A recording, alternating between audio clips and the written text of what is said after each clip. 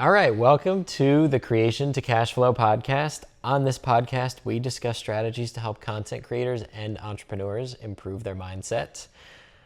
Hi, Michelle. Hi. This is great. Good to be back. It's so cool being back in person. Is this the third in-person one we recorded? I'm thinking we've done more than that in person because these trips are usually long.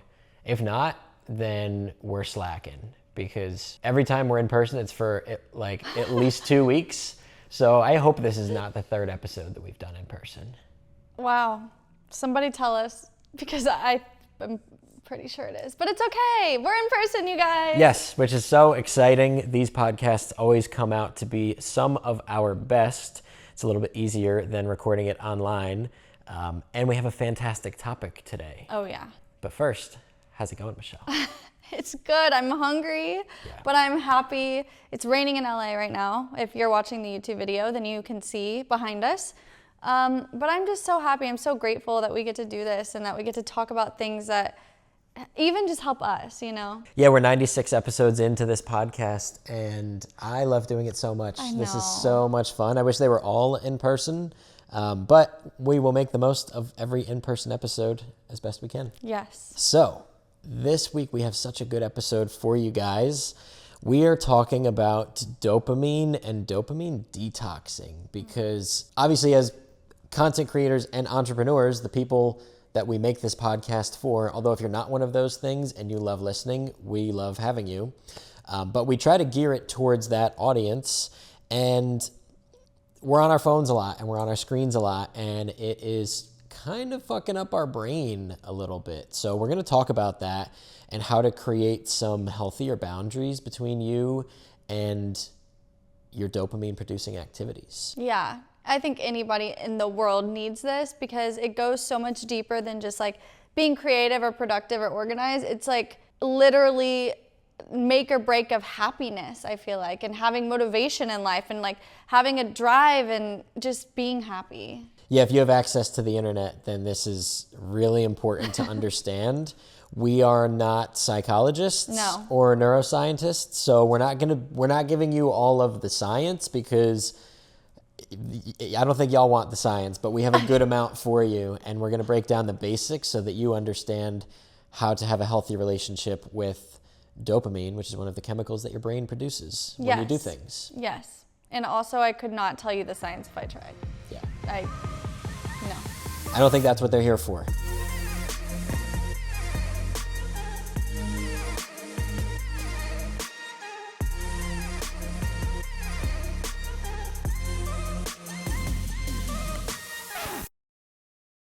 I guess let's talk about what dopamine is first. This is probably the most sciencey it'll get, and it's not even that sciencey. But dopamine is the main currency that motivates us to do things.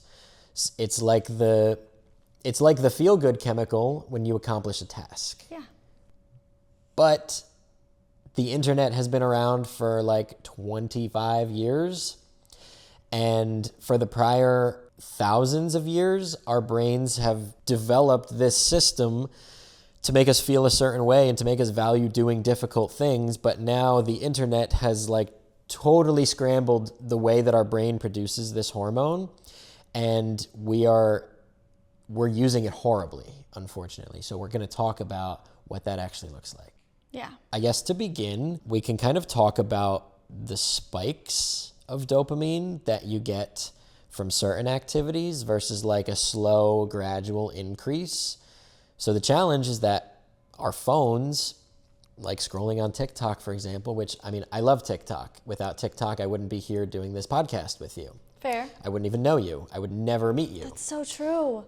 Whoa. So I love TikTok. I'm not a TikTok hater or any social media. Yeah. That's what got me Here. Living a cool life. And I hope everyone else uses it as a tool. But when you're on social media and you're scrolling, you get these dopamine spikes, and it rewires your brain almost to feel like you've accomplished so much that when you finally close your phone, life feels super boring and you're not going to have any motivation to do anything difficult. Yeah.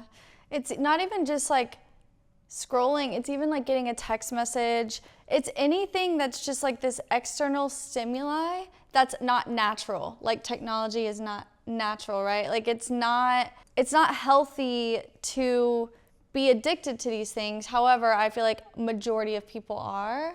And I would say too, if you have ADHD like me, it's even worse, because what we have, the like literal ADHD, is these like dips in dopamine. So I'm literally like this all day. So if I don't take control of these things, it controls me. And that was me before 2020. And I didn't understand why. And now I get it, and I understand a little bit more, not fully, again, not a scientist.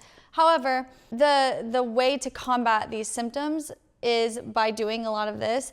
And even though ADHD is difficult to deal with, I feel like once you control this, we're super women, men, they, them, we're powerful, you know? So wanted to throw that out there, because if you're listening and you have ADHD, this is 1000% for you, even more than anyone else. Yeah, it's pretty crazy. Like, we all know the feeling of like, you go on TikTok and you're like, all right, I got like 5 minutes real quick. Like, I'm just going to go on, I'm going to scroll a little bit. And then an hour has passed and you didn't do any of the things you were supposed to do. And now it feels so awful and hard. Like, for example, if you know you have to do a ton of laundry, like you have to fold 3 loads of laundry. Like, what a boring task. So let's say you've got all afternoon. Your afternoon is open. And you're just like, I just got to do this laundry. Let me go on TikTok real quick. I'm just going to scroll for like 5 minutes and then I'll do the laundry.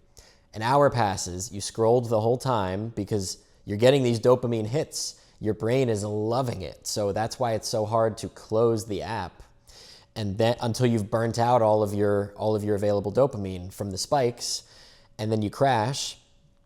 And then you get off the app, and now you have to do the hard, boring thing like laundry. It just feels awful. Like, you almost feel a little bit dead inside trying to do it. And that is the result of having a huge dopamine spike and then a crash.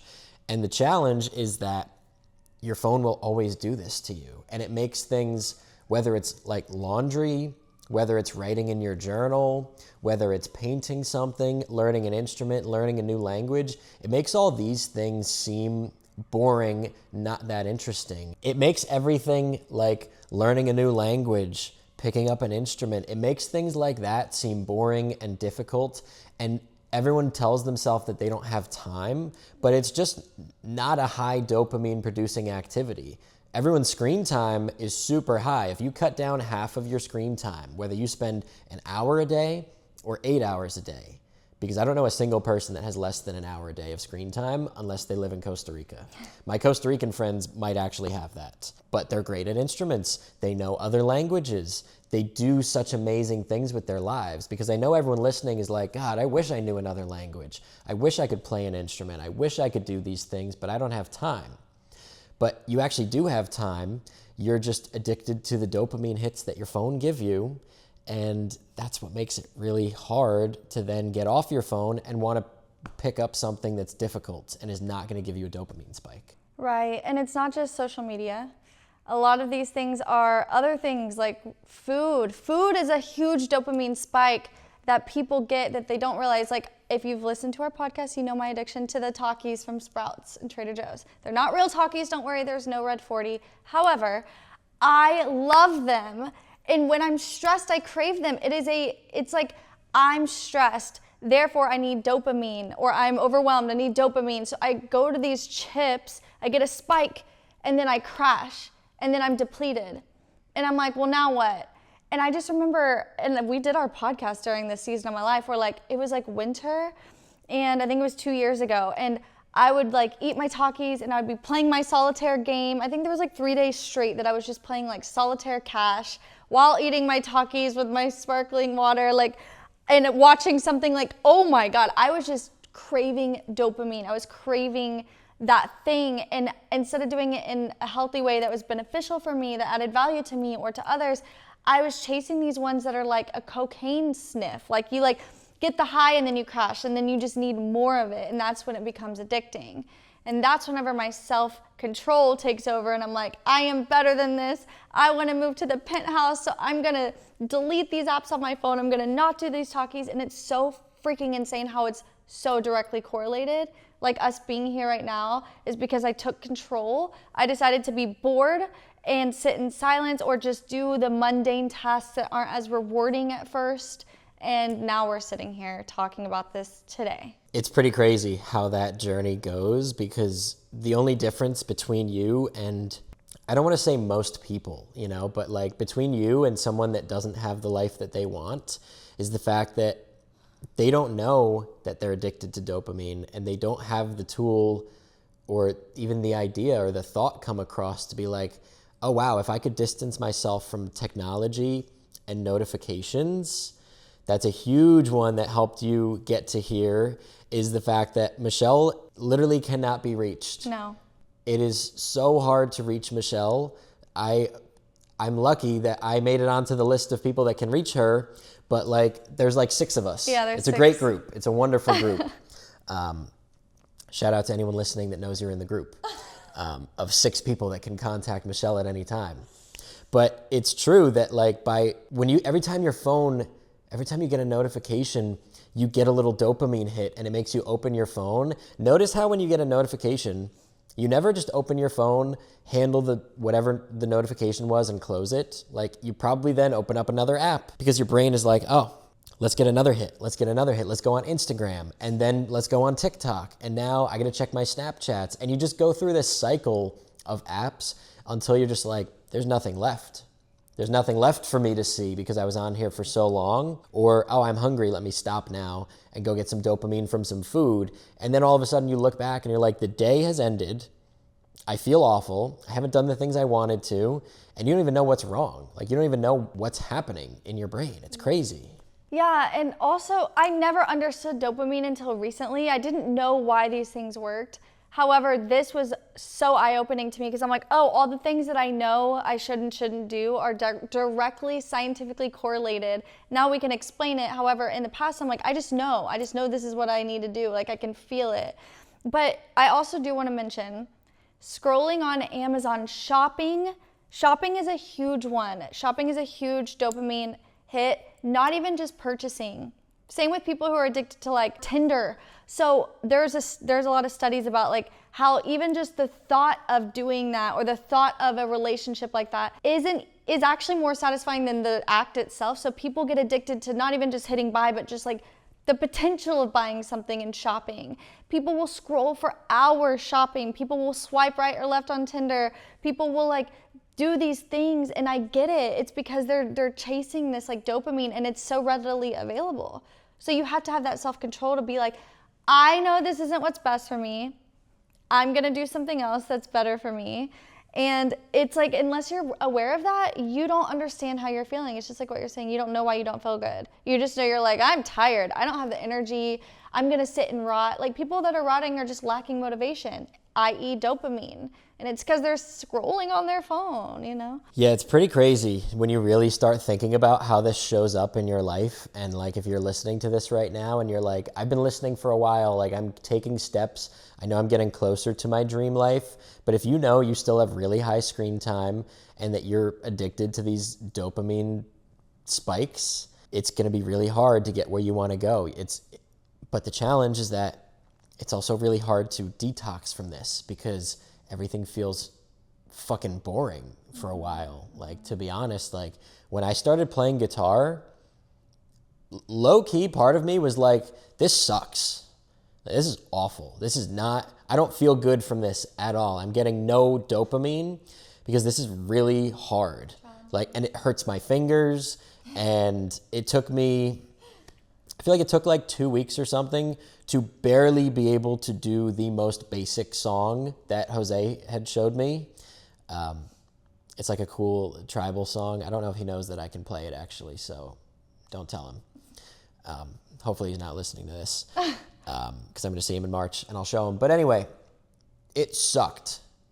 And it sucks being new at Spanish. Like all of these things suck because they're boring, but the dopamine you get for slow, gradual progression on something that's difficult is amazing because it's so validating and you feel proud. You don't feel proud from things that give you a quick dopamine spike and crash, but you feel proud from things that you slowly have a gradual increase of dopamine because it was difficult or boring, whether that's like this morning, though I have a few more to do, doing all the dishes in here from last night. Michelle cooked an amazing dinner last night. And this morning I did dishes for like 35 minutes. And at first I was like, this fucking sucks.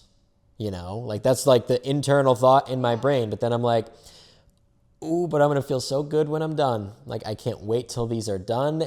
And I have that, like, that's why when you clean like your whole room or your whole house afterwards, you have that, like, I feel like it's an exhale. Like I go like, you know, like nice. This feels really good.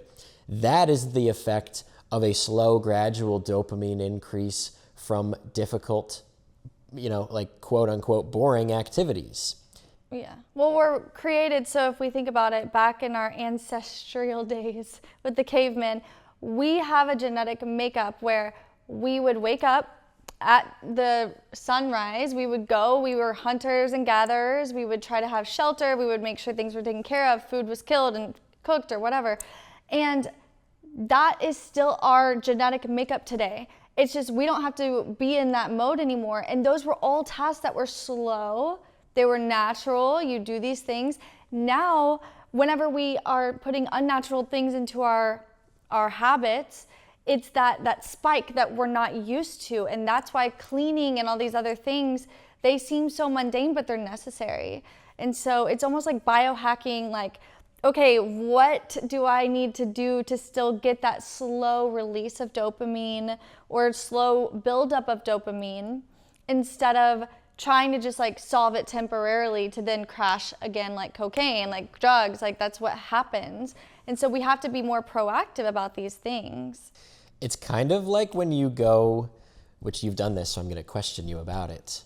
But it's kind of like when you go to an impoverished country or place and they don't have phones and they barely have anything. Not even roads, not even cars. And everyone says that they are the happiest people. They are. And it's because they don't have any like dopamine spike producing technology. It's true. Our brains have evolved over thousands of years to work a certain way. So over the last 20 years that the internet was created, and we have all of these new pieces of technology and the ability to shop online and things like that, it's messing us all up because it's going to take 10,000 more years for our brains to acclimate to that the new way of life and producing dopamine. So Michelle, when you went to Africa, describe the people and like what their life is like and how joyful it was.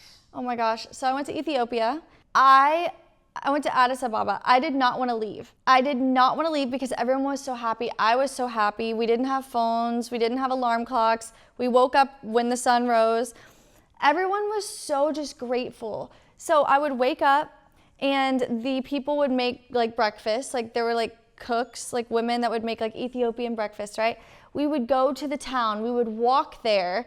There were no streets. They were like just dirt roads. Donkeys are the cars. So donkeys are what transport the goods. So you'd see people. I have photos. We should add them into the YouTube video. If you guys are watching the YouTube video, I'm going to get Yumi to add them. But essentially, you look out and people are just smiling and waving. They live in huts. They don't even have houses. We were there to help serve. We did not have a lawnmower. We didn't even have a lawnmower, you guys. We had to cut the grass with these big shear scissors. That's how we cut grass. Otherwise, you have like a cow that will eat it. And so things were just slower. Life was slower. That's why people say they want to move to a country where life is slower, like Costa Rica or wherever, because the people are more happy because they're not constantly hit with these highs and lows. It's almost like we all have bipolar or some disorder or something. Like it's like we're constantly hitting these like peaks that we're not used to. We're not supposed to be doing that. So yeah, everyone was very happy just living to survive, but like they didn't crave other things. They were like, this is life. We're so grateful. We love our family. We get to play outside. Like it was just such a beautiful community, even though they had nothing. They're like 25 years behind us. It's wild. It's so wild. And I'm so happy that you got to have that experience because it just brings it into perspective. Like you're allowed to want to have nice things. You're allowed to want to live in a beautiful penthouse like this.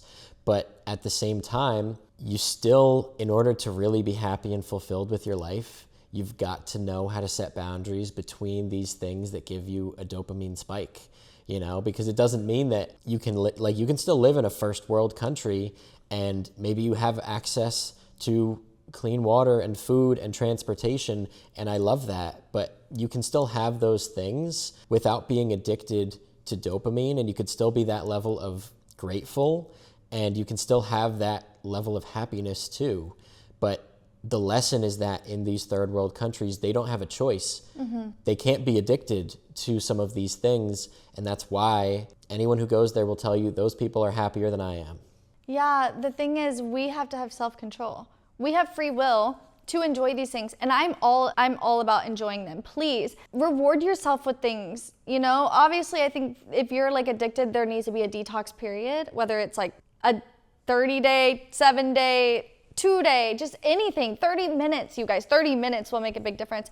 But I think that it's so important that we take control of these things, because there is a balance, right?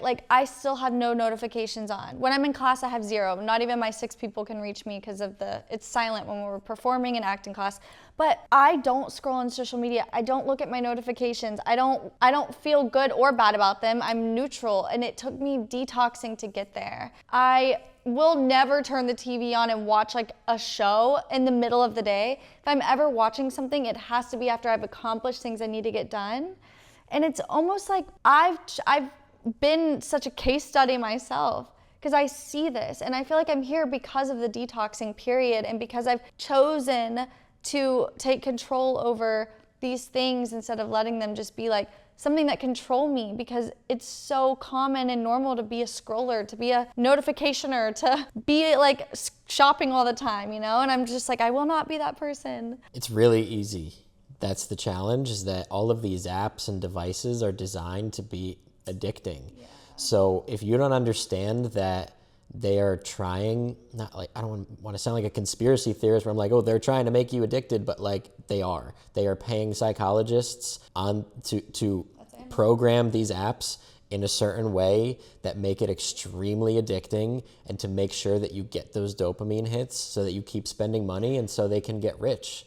And it sucks that that's what the technology is being used for. It's still quite useful. I love technology. I agree. It's not evil. Right. But it has some evil undertones for sure. Evil intentions, but not all of them have to be completely evil. We're not black and white people. Everything is so subjective. We're always on the same page with that. But yes, I agree.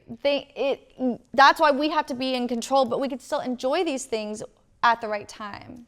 And that's why we do this podcast for y'all, where we're trying to help you, right? Because they have more money and more resources, and they can reach more people, and they can make you addicted. But if you listen to this podcast, 1, I want to say that we love you. Yes. And 2, you're empowering yourself to stand up for yourself, essentially, in the life you want to live. Because if you don't understand that you are being taken advantage of, even if it's unintentional, then you're losing. Your life is going to pass by, and you're going to look back and be oh, I just always wanted to learn languages and play instruments and do these cool things and travel and make a lot of money. And when you look back, I wish at the end of your life you would be able to see your stats and just be here's how much time you spent playing solitaire.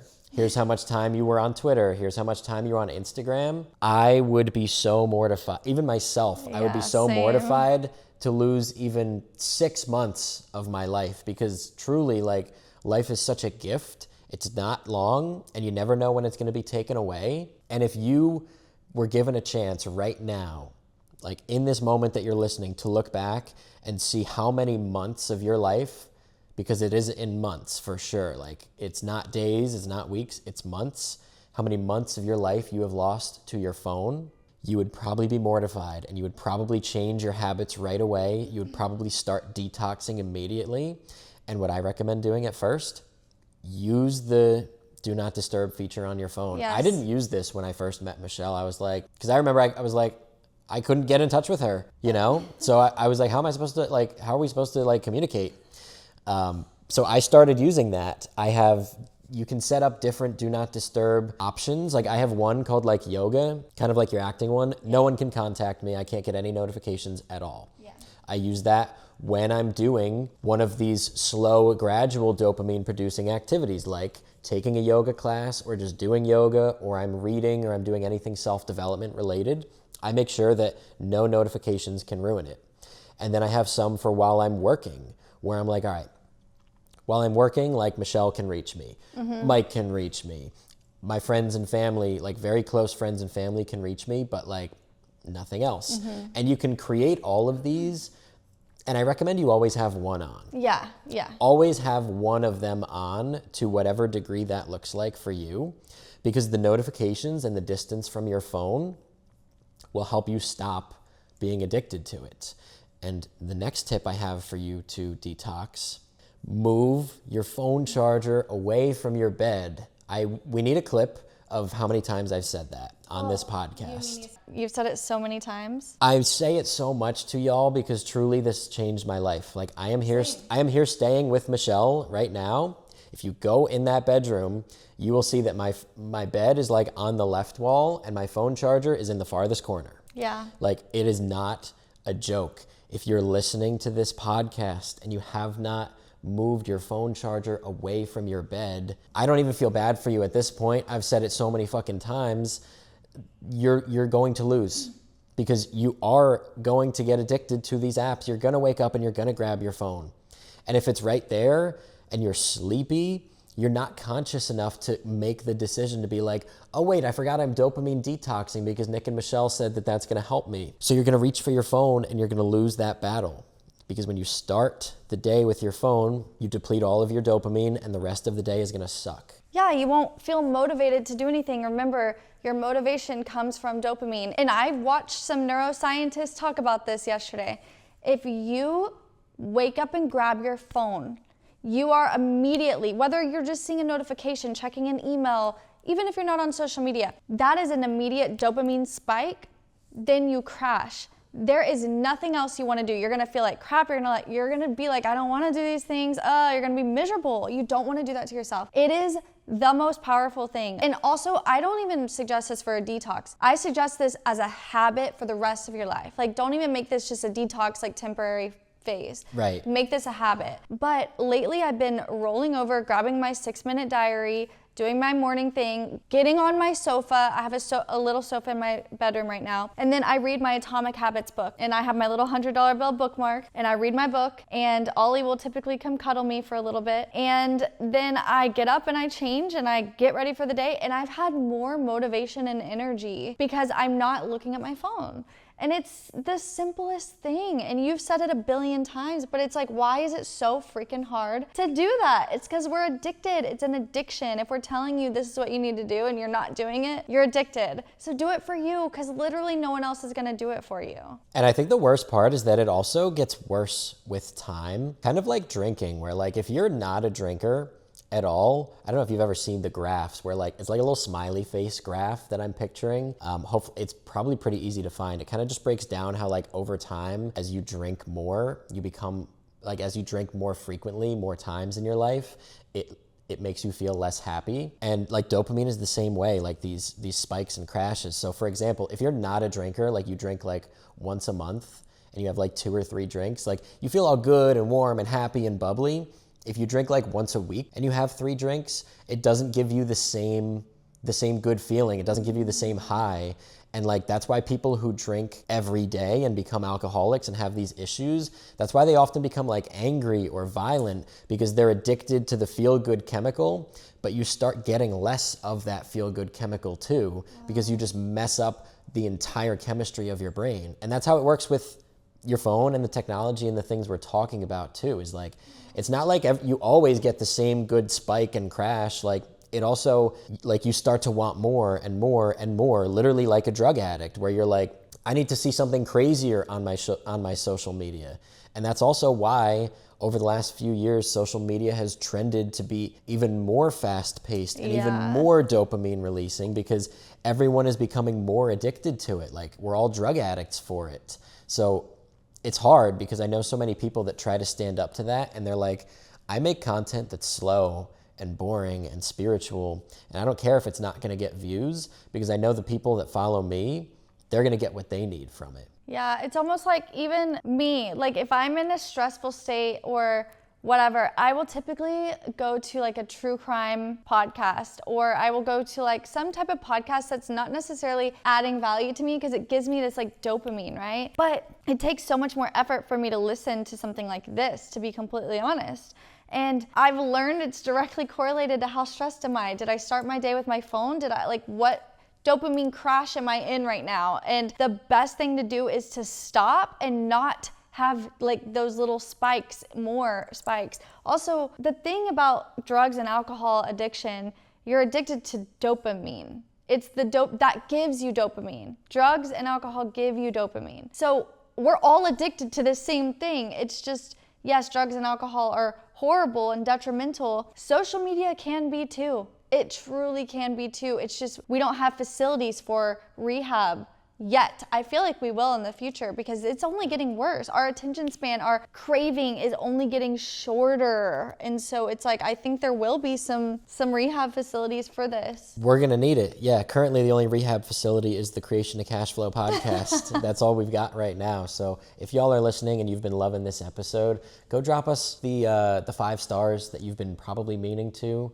or give us a rating, share it on your social media. Just do your part, because we do this show for y'all. We don't run any ads. We're not trying to take advantage of you. We do this to help, and we've been doing it for 96 weeks, and we don't have as many good ratings as we get good feedback from you guys. So I want to try and make up that difference, because we have a lot of other cool stuff to release for you guys, but we're waiting until we can at least get those ratings in and start to grow the show some more. So anyway, to respond to what you were saying, it's the same reason why people overdose on drugs. Yeah. Because they start needing more and more to feel good. So they start taking more, and then you get to the point where it's a toxic amount to your body and you overdose. And it's sad, but that is what is happening to us.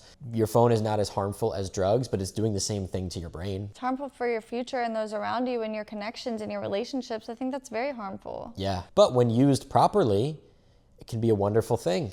You can end up here on this podcast, starting your own podcast, building a business, helping people, changing lives, and for fun, recording 96 episodes of a podcast truly to help creators improve their mindset and help entrepreneurs improve their mindset. So if you can get control of your habits, you can control your life and you can build it to be what you want. Because everyone is always astounded that you're taking Spanish lessons, you're playing guitar, you're building a business, you got your own business, you have a podcast, you go to the gym frequently, you cook healthy, you do all these things. You're like, how do you do it? And I'm like, honestly, it's not that fucking hard.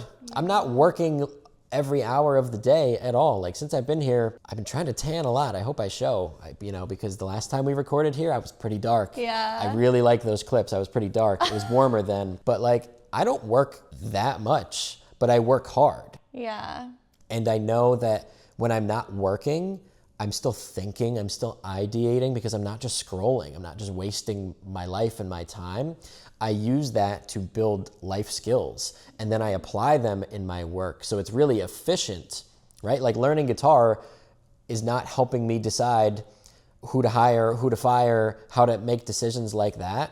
But it is teaching me how to be disciplined, how to do the hard thing, how to commit to something for a long time. And all of these little skills end up making me more money in the long run. They make me happier and I get fulfilled from it. So I hope that that's landing with everyone, that picking up that new instrument, that new language, those things that are harder to do, repainting your house, whatever it is, changing your environment, growing and creating plants, farming, anything like that that's hard, that is what makes you into the person that you likely want to become if you listen to this podcast. Well, and those, again, they give you back dopamine that you need to be motivated to do other things, right? So one thing, I gave Nick some talking things before this, so I apologize. I'm probably going off of the thing, but again, ADHD, that's me. I have this thing where I hate doing laundry. I hate cooking, I hate cleaning. However, suddenly, somehow, when I know someone's coming over or I'm cooking a meal for loved ones, I suddenly get so excited and I get motivated to do it. And then at first it's kind of difficult, but then I get into a flow and I start doing it and I'm like, okay, this is actually fun. And then I do way too much. I cook way more than I thought. I clean way deeper than I thought I would because I get into this hyper fixated state, which is why I think ADHD can be a superpower, because we get in this flow, but it's almost like I need the reason to do it first. Say that Nick's doing laundry right now. I have clothes in the dryer that I need to take out today. If I don't have any reason to take them out, I'm just gonna start taking things out one at a time as I need them. But if Nick needs the dryer, I'm gonna suddenly be like, okay, I'm gonna do it, and I'm gonna fold it, and I'm gonna put it away, and it's like that why, that reason, that motivation. So it's like you have to almost give yourself like motivators of why you're doing something. Make it beneficial for your future. Make it something that's satisfying, that's worth it. Do you want to expand a little bit on that? Yeah, I can add to it for sure that I get the same way. I get like so fixated on something once I get going. Like when I was doing the dishes this morning, like at first I'm like, this is awful. But once I get into it, and you get that little tiny dopamine every time you finish a plate. Like a slow, gradual, a little spike from you finish a plate, you finish a fork, you finish the bigger bowl, you finish the big Dutch oven, and it just slowly, you're just getting a little tiny bit of it. And that feels so amazing. But if you're so used to these huge spikes, it doesn't feel good to clean a fork because you're used to getting these huge amounts of dopamine. You're not used to the little tiny bit that you get. So if you can detox from social media and all these things, you end up kind of reprogramming yourself and going through this phase where everything feels boring, but then little things start to make you feel really good again. And that is the best way to live life. That is how those people in third world countries are living, where a little thing feels really good. It feels really good to wake up and see the sun. Mm-hmm. While like if you wake up and see your phone and the sun is already up because it's late, because you were up late on your laptop doing things, it's like you're not gonna appreciate the little things in life. And that's what life is all about to me, is like the little things, like sharing a meal with people you love and doing something nice for someone else and cleaning your place and meditating and playing your guitar and painting something. Like this is what life should be about. Yeah. Also, you should take account of like, what are you getting used to? Because that's another thing. Like when I first moved into the penthouse, I'm like so ecstatic, right? And like, obviously I knew that would kind of go down, but if I'm just here every day and I don't ever leave for even an hour or whatever, and I'm just used to it, it becomes so typical and mundane, and I stop being grateful for it. It's just like when people buy a new car or a new phone or whatever, they take such precious care of it at first, and then they start neglecting it a little, and then it's just like, oh yeah, that's my car, like whatever. What was once a treasure is now like, whatever, I want something new. So it's like, if you don't start detoxing and learning to be grateful and like appreciate the little things, you're only gonna keep craving more and more and more and more, and it's not good for your happiness or anything like that. And so it's like, you've gotta do this for more than just your success, but it's just your life in general. This is why so many people on social media talk about like gratitude exercises, and they try to explain like how much being grateful has helped them. And I know a lot of those videos get scrolled past because that's not a high dopamine producing video. It's not. But those people are right. Those people have reprogrammed themselves to see the good in everything and to be grateful and to be happy, and they've likely detoxed from dopamine.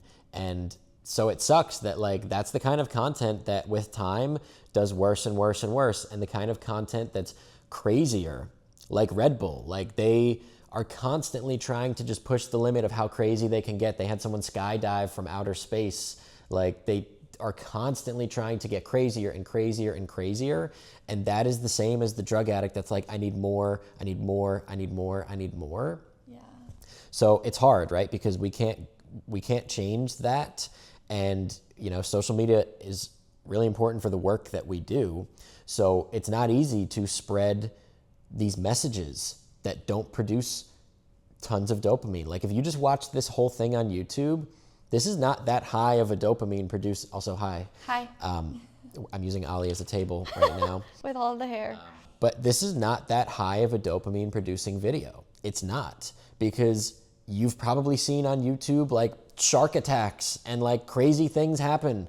And that gives you more dopamine than just watching me and Michelle on this couch have this impactful conversation.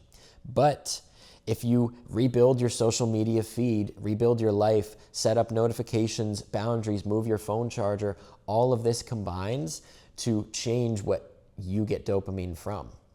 I'm a huge fan of a little something that both Instagram and TikTok have called the not interested button. When Instagram tries to show me like models in bikinis and a shark attack and like a shooting that happened outside a grocery store and all these awful things, I hit the little 3 dots and then I hit not interested. So I am reprogramming my social media feed constantly because I know I'm going to go on social media and scroll. But if I'm at least getting good things from it and I'm letting the algorithm know, don't show me that shit. I don't want to see that. I want to see the video of someone being like, here's a gratitude practice I did today, and they're talking slowly and there's not a lot happening. That's what I want my social media diet to be like, because your food diet is the same. You get a lot more dopamine from eating fucking poison and disgusting things like Reese's peanut butter cups.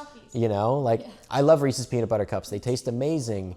You get quite a dopamine hit from a Reese's peanut butter cup, but it's full of like hydrogenated seed oils and all this disgusting shit. You don't get as much dopamine when you're eating like pita bread crackers where the ingredient is like flour, salt, water. Like there's not as much dopamine associated with that. But when you use the not interested button on your social media or at the grocery store by not buying something, you can change your baselines and live a really good life. I'm so happy you brought that up. So baselines. There was also this study where it was saying like, I want you to stop right now, which I'm going to have both of you and the YouTube people and all the podcast people.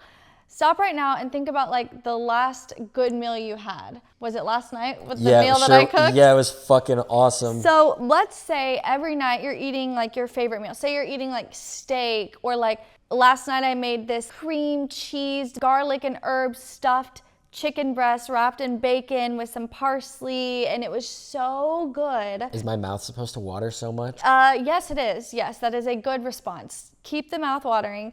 Say that you're used to having these meals every single night. You're indulging in your favorite sweet potatoes, honey glazed carrots, rice, mashed potatoes, loaded baked potato, fries, chicken, whatever it is that you like. I want you to think about eating that every day, okay? Now let's say you're stranded on an island. You have not eaten in 7 days. If somebody comes and brings you a plain bowl of rice without salt, are you going to want to eat that? Yeah, it's gonna taste even better than the meal that you made. And y'all, this was like an 11 out of 10 meal. Let me tell you, it was. Thank you. It was so good and delicious. I don't know if she sold the bacon wrapping enough and the sauce, but like, y'all, it was something special.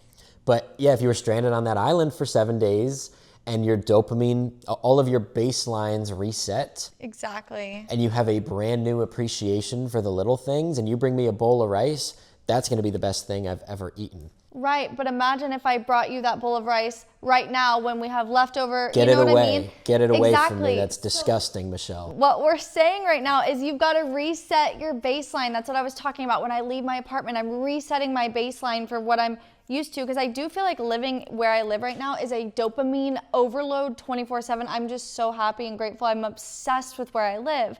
So I have to reset my baseline by leaving, by going in a different room, by shutting the blinds. Like I have to reset my baseline, right? So I want you to think about your dopamine as a bowl of rice that has no salt in it. It's white rice. Like that will be heaven to you if you haven't eaten in 7 days, but not if you're used to having luxury meals, not if you're used to these dopamine spikes. That's so profound. That's true. That is so true. All of that. If y'all don't recall, I say that all the time to Michelle. Used to. Used to, you're right, because I got called out by her and her husband that I say it too much. We never said you say it too much. No, but it became like my ever. crutch when you would drop some really true stuff. I had to bring it out here, but that's such a good analogy for it. Oh my God. And that's why I love fasting too. Yes. Every 2 weeks lately I've been doing this. It's not like, I'm so high and mighty. I've been doing this my whole life. I've been doing it for like the last 6 weeks, but every 2 weeks I do a 48 hour fast. And then when I eat again, Oh my God, whatever I eat truly sends me to the fucking moon. Yeah. I can think of one time I did this. It was like 3 years ago, but it was the first time I experienced this. It was so profound. My lovely girlfriend's mother, who's an amazing cook, but she's gonna catch a ricochet shot here. She's such an amazing cook, but she made something. It was like this chicken crock pot dish, and it's not my favorite. I would give it a 6 out of 10 maybe. And I fasted all weekend long. It's like a high protein dish though. It's a healthy dish. It's just not my favorite. You know, I'm entitled to not love every dish in the world. I fasted all weekend long, and I slept Sunday night at their house. So Monday morning when I went into work, because I was still a civil engineer at the time, I brought like a bowl of this chicken, and I heated it up and I ate it for breakfast to break my 2-day fast. And again, I don't usually like this meal. It was one of the best things I've ever eaten in my life. Right? Isn't it crazy how suddenly your taste buds literally change? And my gratitude and appreciation for food after I do those fasts is absolutely insane, which is also why yesterday, knowing Michelle was about to make such a good dinner, yesterday all I ate was 1 Chomp's beef stick and a little sourdough roll that was like the size of a credit card. That was all I ate, and it was at 7:45 in the morning, and I ate nothing else all day. So that when Michelle makes this dinner, it sends me to the moon, and to the moon is where I went. I'm so happy that you landed on the moon and came back for us to film the podcast. Yes. It's like when we go to eat at this place, Nick and I really like this place in Beverly Hills, California. It's called H&H Steakhouse. It's a Brazilian steakhouse, and we do the all-you-can-eat steak. I will eat, because I eat the same protein bar to break my fast every day, but I won't eat like meals at all that day, like full meals, because I know how much I want to indulge and enjoy that meal. Well, I started going to that steakhouse very often, and I realized how much I stopped appreciating it as much. So I'm like, once a month is good. I'll go once a month. I will not overindulge. But it's like, just because we have access to these things and we're privileged, sometimes it's actually not a privilege. It's harming us. And so we need to be more proactive about being in control of how much we're allowing us to have that privilege, so it can stay a privilege and a blessing and help us in life, rather than harm us and hurt us without us even realizing what it's doing to us. I can't wait to go to H&H. I know, I'm so excited. And eat amazing filet mignon and beautiful steak and drink wine and be merry. I'm so excited. I'm not going to eat that day. Or again, I will eat very little in the morning. Yeah, me too. So that later that day, I get to enjoy and appreciate it most. You know, it's just like a day-long version of what we're trying to get y'all to do with your life. It like just of resetting my baseline for that day and making me really hungry and really want food, and I'm gonna have a great appreciation for it. Oh, and I can't wait. Yeah, and I just really hope whoever's listening to this, just do a small detox. Start with 7 days of something. Like, the thing is, what we're saying is so life-changing, but it's so simple. I promise you, so many people won't do it. Or maybe they just don't know why they need to do it. Or maybe they just haven't tried. Or maybe they think it's really hard. It is hard, I'm not gonna lie. It's freaking difficult. But the more bored you can become, the more dopamine you can produce, and the better your life will be, the happier you'll be, and the more grateful. And it's just like, we want you to do these things. This is for you, right? And I mean, just a reminder for me, but it's so cool seeing how my life is right now and my habits are right now in this second of recording, because they're not always like this. When I'm not taking control of myself, and I'm telling you, just looking at my phone in the morning, that is the thing that makes or breaks my day. It's the wildest thing. Yeah, it's I almost said it's true. It's true, it's so true. I hope you guys actually implement some of these things, because they're hard. Yeah. They're easy to do, but they suck. Right. Like, they don't feel good to do. So that's the hard part. It's the same as when you go to the gym. It's so hard to get yourself to go to the gym, but when you are in the middle of a workout and at the end, and when you're leaving your workout, it feels great. But the beginning, the first few minutes, or even getting yourself there, sucks. It's the worst. Yeah, it's terrible. So I hope everyone is going to move their phone charger. I hope you guys are going to change the way that you receive notifications. I hope you're going to use the not interested button. I hope you're going to fast safely. Do your own research on that. I'm not telling you to fast for liability reasons, but like, try it. Try it. Talk to your doctor if you believe in those. I'll add a couple more. You may. Move I'm your running low. body. Move your body. Literally, exercise is one of the easiest ways to replenish your dopamine in a natural, healthy way. Not saying hit workouts, like crazy intense workouts, but even just a 30-minute walk. Get an indoor treadmill. I have one. I'm obsessed with it. I've been using it since 2022. This is 2025. That is one of the things that people with ADHD specifically, our psychologists say, like, you need to exercise because it helps with the dips that we have. So like, that's why I walk on my treadmill every day. And you have to also clean, do mundane tasks, wash your body with cold water. If you don't have a cold plunge, finish out your morning shower with a 30-second ice cold water. That will immediately, and it works for 2 hours after. Yep. It feels like a spike, but what it really is it shocks your body into something scientific I'm not gonna say because I really don't know what it is, but it over the next 2 hours, it's truly like replenishing you and giving you dopamine in a natural, steady way rather than like all at once. Also, I've started to do this. I'm not drinking coffee as soon as I wake up. I drink it like 1 to 2 hours after I'm finally awake. That's another dopamine thing that people like need the coffee. I'm one of them. Yeah. But lately I've been doing my journal, getting out of bed, reading my book, and then I need coffee because then I really crash. I'm like, okay, my brain is not braining right now. So that's it. Those are really good ones that you added. How long do you think we've been doing this podcast right now? We can't see it. Usually we record online and we have a timer. I don't know if this has been like 40 minutes, 2 hours. I don't know. I don't have a clock. Like, I don't have clocks anywhere that I can like look over and see, and I'm using my phone, so.